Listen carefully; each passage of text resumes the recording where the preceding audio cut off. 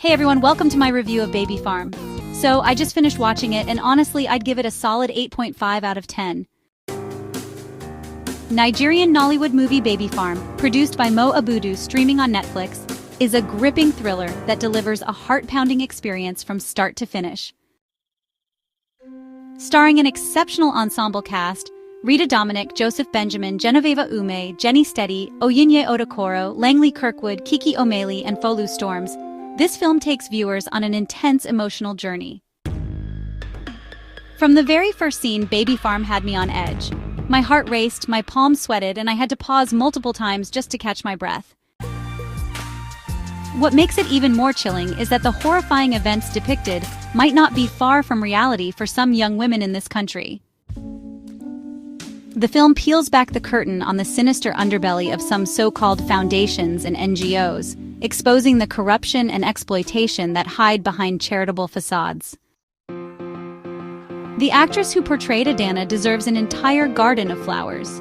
She embodied her role so flawlessly that it felt less like acting and more like a raw, unfiltered reality unfolding before our eyes. Adana is a young girl who ran away from home because she was pregnant and abandoned by the boy responsible. She was vulnerable and desperate, and honestly, she trusted the wrong people. Sometimes she could be really annoying, too trusting, always looking for validation. But you know, that's what made her character feel so real.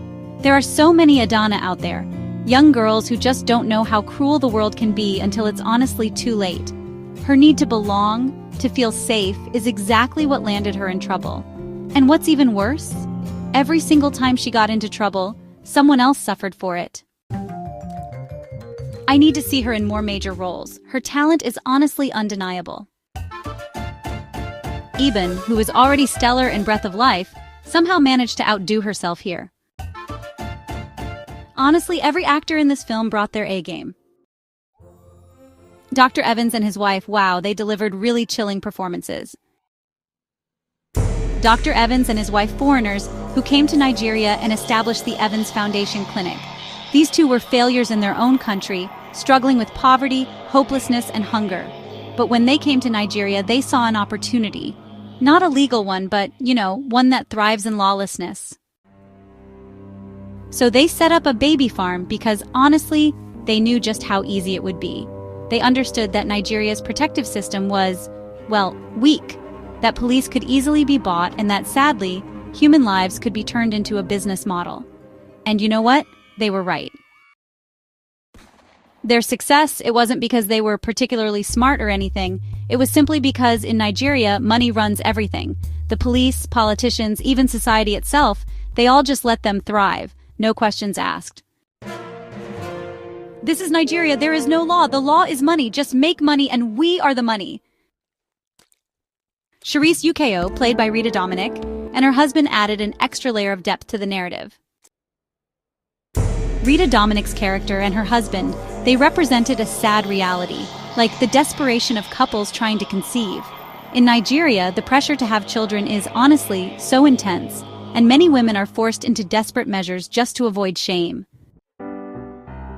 Her character, a renowned celebrity, unknowingly became the face of a criminal organization. It's a warning. Public figures really need to be careful who they endorse. Because in a real-life baby farm situation, she wouldn't just be a victim. She'd be implicated. You know, Mo Abudu's casting choices were spot on. There were no weak links. There's so much to unpack in Baby Farm, from lessons on abstinence and making informed choices to understanding the dangers of desperation, especially when it comes to seeking solutions in the wrong places. This isn't just a film, it's a wake-up call. And if this is the system we live in, then what hope do people like Adana have? This movie forces us to ask the real questions. Where are the thousands of missing Nigerian girls? Why are baby factories still being discovered year after year? Who are the powerful people funding these illegal businesses? And why are the police always involved instead of stopping it? It's time Nigerians started questioning everything. Because if we don't, we might wake up one day and realize we've all become part of the farm.